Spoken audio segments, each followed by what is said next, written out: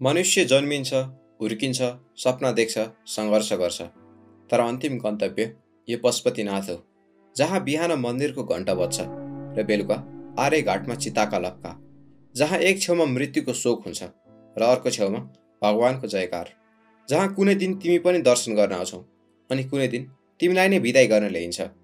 चितामा बलिरहेको शरीर, मलामीको शून्य नजर, चुरोटको धुवासँग मिसिएको चिताको खरानी। पशुपतिनाथ कला र धर्म संस्कृतिले भरिएको हिन्दू धर्मकै सबैभन्दा पवित्र मन्दिर, भगवान शिवको निवास, जहाँ लाखौं भक्तजन आफ्नो आस्था राख्न आउँछन्। धार्मिक आस्था अनुसार शिव भगवान एक दिन आफ्नो धाम छोडेर धरती आउनुभएको थियो। तब उनी काठमाडौँको बागमती नदी किनारमा बस्नुभयो। काठमाडौँको मनमोहक दृश्य देखेर शिवजी यतै बस्ने निर्णय लिनुभयो। निकै दिनसम्म शिवजी आफ्नो धाम नफर्किएपछि देवताहरूलाई चिन्ता हुन थाल्यो। तब विष्णु भगवानले आफ्नो दिव्य शक्तिले हेर्दा शिवजी बागमतीको किनारमा मृगको रूपमा आराम गरेको देख्नुभयो। त्यसपछि स्वयं भगवान विष्णु शिवजीलाई लिन धरती पधार्नुभयो। विष्णु भगवानलाई देखेपछि मृगको रूप धारण गर्नुभएको शिवजी यताउता भाग्न थाल्नुभयो। उनलाई रोक्ने प्रयासमा भगवान विष्णुले त्यो मृगको सिङमा समात्नुभयो र उनले छुने बित्तिकै त्यो सिङ भाँचिएर जमिनमा झर्यो। त्यसपश्चात शिवजीले आफ्नो मूल रूप धारण गर्नुभयो र आफ्नो धाम फर्किनुभयो। भनिन्छ त्यो सिङलाई जमिनमा गाडिएको थियो। वर्षौंपछि एउटा गोठालोले आफ्नो गाईहरूलाई चराउन लिएर आउने गर्थ्यो। सबै गाईले दुध दिन्थे, तर एउटा गाईबाट आउँदैन थियो। गोठालोले त्यो गाईलाई निगरानीमा राख्न थाल्यो र गाईले हरेक दिन एउटै ठाउँमा दुध दिइरहेको देख्यो। त्यो ठाउँमा के छ भनेर खन्दा शिवलिङ्ग भेटिएको पनि प्राचीन कथाले देखाउँछ। त्यही शिवलिङ्गलाई अहिले हामी पशुपतिनाथको नामले पूजा गर्ने गर्छौँ। तर अहिलेको कुरा गर्ने हो भने यो मन्दिर 240 हेक्टर जग्गामा फैलिएको छ। पशुपतिनाथ मन्दिर सांस्कृतिक सम्पदा अन्तर्गत युनेस्को वर्ल्ड हेरिटेज साइटमा पर्दछ। तर के पशुपतिनाथ केवल एउटा धार्मिक स्थल मात्र हो त? के तपाईँलाई थाहा छ, यस मन्दिरले दैनिक करोडौं रुपियाँ कमाउँछ, तर यसको आर्थिक पारदर्शिता लगभग शून्य छ। रिपब्लिका भन्ने न्युज पोर्टल अनुसार पशुपति एरिया डेभलपमेन्ट ट्रस्टको नाममा विभिन्न ब्याङ्कमा गरी करिब 2 अर्ब 65 करोड क्यास डिपोजिट छ। प्रत्येक वर्ष लाखौं भक्तजनले चढाएको चन्दा कहाँ जान्छ भन्ने विषयमा बारम्बार विवाद उठ्ने गरेको छ। पशुपति क्षेत्र विकास कोषले सङ्कलन गरेको करोडौं रुपियाँको हिसाब राख्न सकेको छैन र विभिन्न रिपोर्टहरूले बताए अनुसार यहाँ आर्थिक अनियमितताको व्यापक रूपमा छ। नमस्कार, स्वागत छ इनसाइट नेपालको एपिसोड 17 मा। यो भिडियो सुरु गर्न अगाडि म हजुरलाई स्पष्ट गर्न चाहन्छु, म कुनै धर्मको विरोधी होइन, न त म पशुपतिनाथको विरोधी हुँ। मैले त केवल हजुरलाई धर्मको नाममा धन्दा कसरी हुन्छ भनेर देखाउन खोजेको। केही वर्ष अगाडि मात्र पशुपति क्षेत्र विकास कोषमा भएको आर्थिक हिनामिनाको रिपोर्ट बाहिर आएको थियो, जहाँ करोडौं रुपियाँ पारदर्शी रूपमा खर्च नभएको खुलासा भएको थियो। के तपाईँलाई थाहा छ कि मन्दिर परिसरभित्र गरिब भक्तजनलाई सामान्य दर्शन गरेर घण्टौं लाइन बस्नुपर्छ, तर केही धनाढ्य र राजनीतिक व्यक्तिहरूले मोटो रकम तिरेर सिधै भित्र पस्ने अनुमति पाउँछन्। केही दिन अगाडिको कुरा हो, म मेरो जन्मदिनको दिन पशुपति दर्शन गर्न गएको थिएँ। लामो लाइन देखेर म बाहिरै भौतारिँदै थिएँ। मलाई देखेर त्यहाँको एउटा पुजारीले सोध्नुभयो, हजुर पूजा गर्न आउनुभएको हो? मैले दर्शन गर्न आएको, तर धेरै लामो लाइन रहेछ भने। उहाँले मलाई हेर्दै भन्नुभयो, हजुरको हामी पूजा नि गरिदिन्छौँ अनि मन्दिरभित्र दर्शन नि गराइदिन्छौँ, मसँग हिँड्नुहोस् भन्नुभयो। मैले सोधेँ, अनि यसको चार्ज लाग्छ कि लाग्दैन? उहाँले मुस्कुराउँदै भन्नुभयो, लाग्छ नि, पूजा गरेको 500 अनि मन्दिर दर्शन गरेको 1100 भनेर। मैले त्यो सुनेपछि धन्यवाद भने र बाहिरबाट दर्शन गरेर फर्किएँ।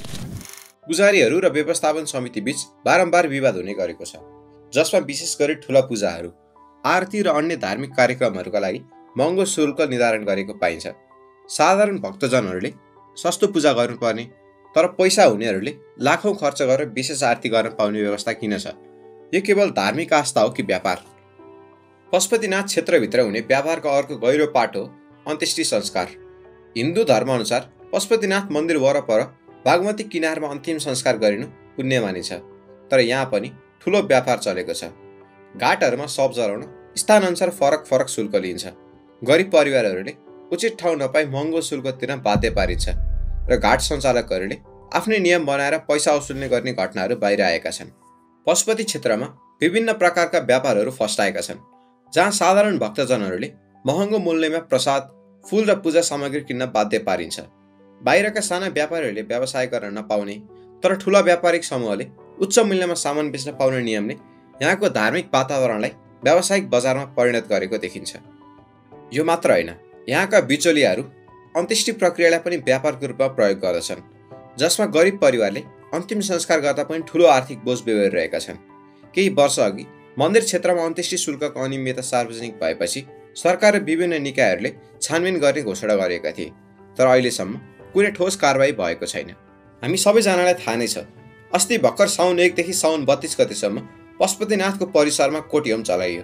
यो महायज्ञको मुख्य योजनाकार मानव सेवा फाउन्डेसन थियो, जसको फाउन्डर हुन् विजय भण्डारी। यी तीनै व्यक्ति हुन् जसलाई केही वर्ष अगाडि काठमाडौँ जिल्ला अदालतले ठगीको आरोपमा 81,85,000 जरिवाना र 2 वर्ष 6 महिना जेल सजाय सुनाएको थियो। यिनको असली नाम विजय भण्डारी भए नि यिनी आफूलाई फरक फरक नामले बोलाएको रुचाउँछन्। कहिले विष्णु प्रपन्नचार्य महाराज त कहिले बालयोगेश्वर विजय कृष्णमूर्ति महाराज। उनले 2068 सालदेखि यस्तै महायज्ञ पटक पटक लगाउँदै आएका छन्। धर्मलाई धन्दा बनाएका यी व्यक्तिलाई पशुपति विकास कोषले यत्रो ठुलो कार्यक्रम गर्न अनुमति के हिसाबमा थियो त? त्यस्तै गरी योभन्दा अघिल्लो पटक केपी ओली प्रधानमन्त्री हुँदा 103.773 केजी सुनकाण्ड मचिएको थियो, जसमा पशुपतिमा पेटी कवच बनाउने भनेर नेपाल सरकारले पशुपति एरिया डेभलपमेन्ट ट्रस्टलाई 103.773 केजी सुन दिएको थियो, जसबाट करिब 1.49 केजी सुन 81 गायब हुन्छ। अख्तियारले छानबिन सुरु गर्छ। छानबिन सुरु गरेपछि 1.49 होइन 11 केजी सुन हराएको निष्कर्ष दिन्छ। यसमा मुद्दा चले, तर ठुला मान्छे नै फस्ने भएपछि यो मुद्दा त्यत्तिकै सेलायो। यस्ता विभिन्न क्रियाकलापले पशुपतिनाथको छविमा ठुलो असर पुर्याएको छ। भगवान शिव साँचो आस्था र शुद्धताको प्रतीक हुन्।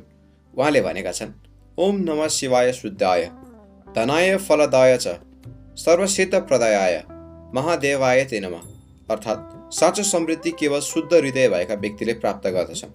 तर के पशुपतिनाथमा यो मन्त्रको पालना भइरहेको छ त?